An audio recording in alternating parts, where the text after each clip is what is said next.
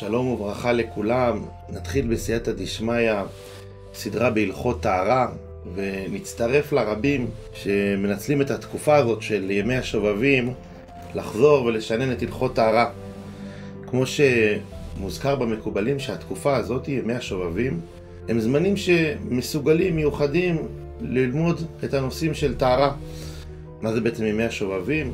זה בעצם הפרשות שאנחנו קוראים בתקופה הזאת, שזה שמות, וערה, בו, בשלח וכו'. הפרשות האלו שמדברות על הירידה של עם ישראל למצרים, על המקום הטמא הזה, והיציאה משם, הם זמנים שמיוחדים ללמוד את הלכות טהרה. אז כבר התקבל בעם ישראל כבר ב50 שנה האחרונות שמאוד מאוד נכנס חזק הניצול של התקופה הזאת ללמוד את הלכות טהרה. וגם אנחנו נצטרף לרבים וננצל את התקופה ללמוד את הלכות טהרה. רבים שואלים, למה בכלל צריך ללמוד את הלכות טהרה? הרי כאשר התחתנו, היה לנו הדרכה, למדנו כמו שצריך, אז מה העניין עכשיו ללמוד עוד פעם? מה העניין לחזור כל שנה? וצריך לדעת שיש תועלת עצומה בחזרה להלכות טהרה. נגיד פה שתי סיבות מרכזיות. דבר ראשון, בכל נושא ייתכנו שבמשך הזמנים משתרבבים כל מיני טעויות. זה דבר טבעי, יכול לקרות בכל נושא.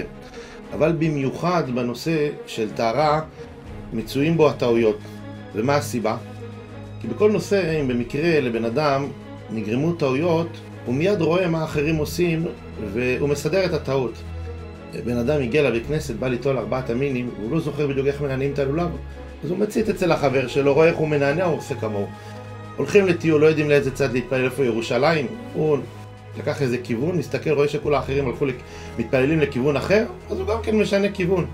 אבל שונה הדבר בהלכות טהרה, כיוון שהדברים האלו נעשים בצינה, וכך יפה להם כמובן שיהיו בצינה, ממילא אם השתרבבה טעות, ייתכן שבני הזוג נופלים בטעות הזאת במשך שנים על גבי שנים, ואין להם שום דרך לדעת שהם טועים, כי לעולם הם לא רואים, אף אחד לא מעיר להם על זה, ומעולם הם לא רואים אחרים שעושים אחרת, ולכן חשוב מאוד מאוד מדי פעם לעשות איזה, כמו שעושים רענון נהיגה, לראות שאנחנו בכיוון הנכון, ובאמת אנחנו רואים בניסיון הרבה פעמים, חס וחלילה, אבל קוראים הרבה מקרים שאנשים פתאום מגלים שבמשך שנים הם לא נהגו כמו שצריך בכל מיני דברים, וזה יכול להיות אפילו אנשים, בני תורה, תלמידי חכמים, לפעמים הבעל סומך על אשתו איך שהיא עושה את כל ההכנות וכל מה שצריך, ולפעמים היא לא זוכרת בדיוק איך לעשות.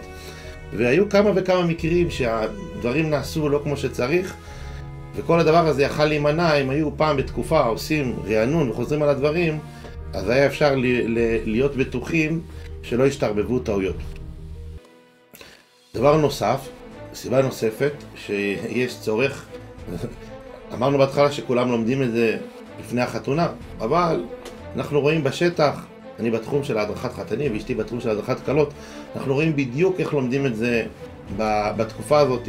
בתקופה אולי הכי לחוצה בחיים, מתכוננים לחתונה, לחץ, עומס, לפעמים מגיעים לשיעור, ללמוד את הדברים אחרי שיום שלם רצו בחנויות ובקניות ובכל מיני דברים, מגיעים לשיעור עם עין אחת סגורה.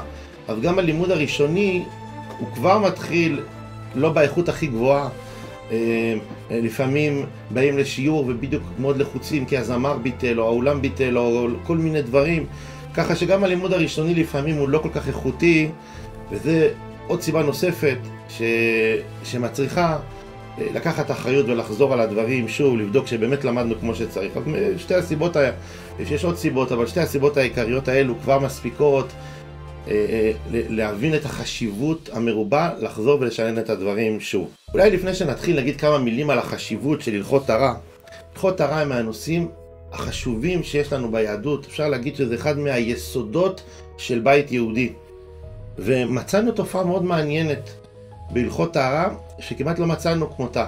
לפעמים אנחנו רואים בתים שמבחינת הסטטוס שלהם הם מוגדרים בתים מסורתיים, עוד לא שומרים את כל התורה והמצוות, ודווקא הנושא של טהרה מקפידים עליו, אוחזים בו בצורה חזקה, בלי שום פשרות. זה תופעה מאוד מעניינת, זה לא אנשים בודדים, זה תופעה מאוד גדולה. שמעתי מאחת שהייתה מתנדבת להסיע נשים כאלו למקווה, והיא אמרה שכל פעם הייתה לה הפתעה, הייתה מחכה למטה בבניין לראות את מי צריך לקחת למקווה, והייתה רואה אנשים שהיא לא הייתה מאמינה בכלל שהן קשורות ליהדות, ואלו אנשים שאמרו לה, אנחנו הולכות למקווה בשמחה, רוצות לטבול, רוצות לקיים את המצווה הזאת בשלמות. גם סיפר לי ידיד שהוא רב בקהילה כזאת, שיש לו גם הרבה אנשים מסורתיים, אמר שבאות נשים, שלפעמים הרבה דברים הן עדיין לא מקיימות, אבל הן אומרות לו, הרב, אל תקל לנו בגלל זה, אנחנו רוצות לקיים הלכות טהרה בצורה שלמה, כמו שאתה אומר לדתיות, לחרדיות, ככה תגיד לנו. וזה דבר שאומר דרשני, מה השתנה במצווה הזאת, מה הייחודיות שלה, שככה היא נתפסה, ככה בצורה אוניברסלית, ככה היא חוצה מגזרים שכולם אוחזים, כולם מאמצים אותה, מה הדבר המיוחד בה? אז נגיד, כמה סיבות אני ניסיתי לברר, שאלתי אנשים, ניסיתי לחפש מה כתוב על זה, אז מצאתי כמה סיבות יפות שאני אזכיר אותם. דבר ראשון צריך לדעת, שבכל הנושא הזה של הלכות טהרה, יש לנו כאן אחד הטעמים, הוא טעם מאוד מאוד הגיוני, בסיסי, חשוב מאוד. הגמרא, במסכת נידה, דף ל"א אומרת, שואלים שמה, הגמרא שואלת שמה, למה התורה אסרה את הנידה? הרי בני הזוג התחתנו כדת וכדין, כדת משה וישראל, למה יש תקופה שאסורים? בשביל מה התחתנו? להיות מותרים. אז למה להיות אסורים? אומרת שמה הגמרא, שאם היו מותרים כל הזמן בלא הפסקה, אז בעלה היה קץ בה, היה מואס בה, היה נמאס כבר להיות ביחד. אבל עכשיו, שיש תקופה שאסורים, אומרת הגמרא, אז בזמן שמותרים היא חביבה בעיניו כשעת כניסתה לחופה. זאת אומרת, הגמרא אומרת כאן בעצם יסוד מדהים בנפש האדם, דבר שהוא מבוסס על חיבור גשמי, אם לא עושים איתו הפסקה, אלא כל הזמן ממשיכים בלי הפסקה, באיזשהו שלב הוא נמאס. והתורה נותנת כאן כלל יסודי וכל כך פשוט, אבל כל כך חכם, אם עושים הפסקה, אם יש איזשהו הלכות, איזה כללים שקצת עושים איזה רענון כל חודש, זה מה ששומר את הקשר ביניהם בצורה בריאה. יש בזה עוד היבטים גם מבחינת צורת הקשר, מבנה הנפש של האישה, שיש תקופות בחודש שהיא יותר בנויה לקשר פיזי, ויש תקופות בחודש שדווקא קשר פיזי יש לה הורמונים שדוחים אותה מזה, ויותר היא מדבר אליה קשר נפשי. אז זה עוד דבר שמחבר פה את ההבנה של הצורה הזאת, איך שהתורה בנתה לנו את מבנה הקשר בין האיש לאישה.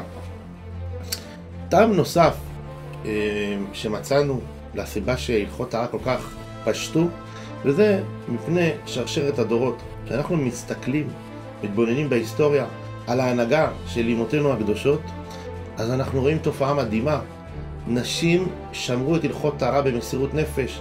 ללכת לטבול במקווה זה לא כמו שהיום כל מקווה נראה כמו מלון 2,000 כוכבים. פעם כשללכת לטבול הם היו צריכות ללכת לפעמים מרחקים קילומטרים, בלילות, היו צריכים לטבול בנהרות קפואים, בשלגים, במסירות נפש.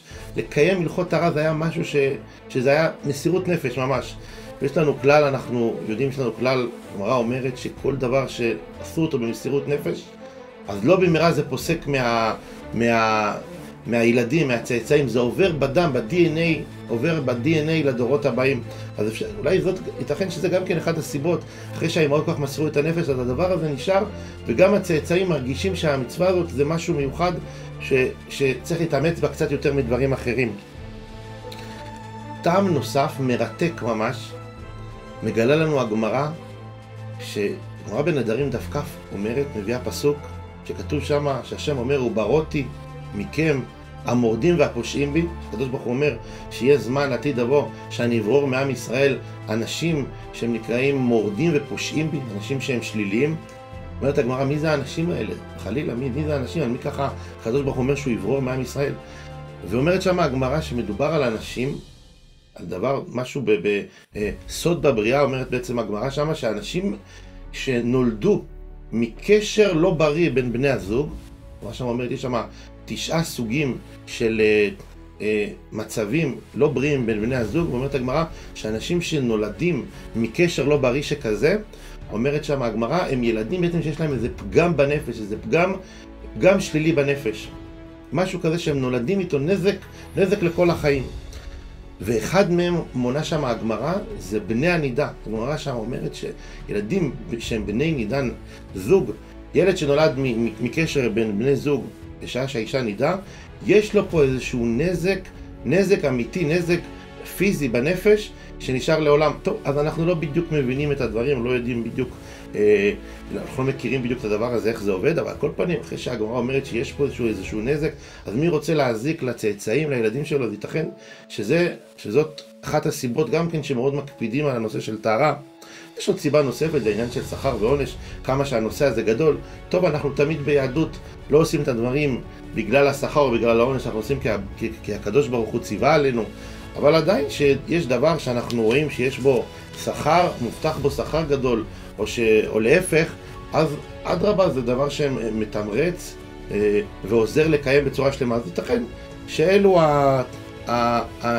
אולי אלו הנקודות המרכזיות שגורמות למצווה הזאת כל כך להתפשט. על כל פנים למדנו שזה נושא מאוד מאוד חשוב. הספר ראשית חוכמה כותב שמה שכתוב בחז"ל, איש ואישה זכו, שכינה ביניהם, איזה זוג לא רוצה שתשרה השכינה ביניהם, שהקדוש ברוך הוא יהיה מעורב בקשר ביניהם, שתהיה כאן שכינה שתשפיע ותסייע להרמוניה ביניהם. אומר שם הספר ראשית חוכמה, מי זוכה לזה? מה זכו? מה הם צריכים לעשות? ההקפדה על הלכות טהרה, הוא אומר, זה מה שמביא לשכינה ביניהם. אז לכן חשוב מאוד שננצל את ההזדמנות באמת לחזור ולסכם על הדברים ולעבור עליהם, לרענן את הזיכרון ולוודא שמה שאנחנו עושים זה בצורה טובה. ולא נותר עכשיו אלא להתפלל לקדוש ברוך הוא שלא תצא תקלה תחת ידינו, שהקדוש ברוך הוא יפתח את ליבנו, ובעזרת השם נזכה ללמוד ולעשות.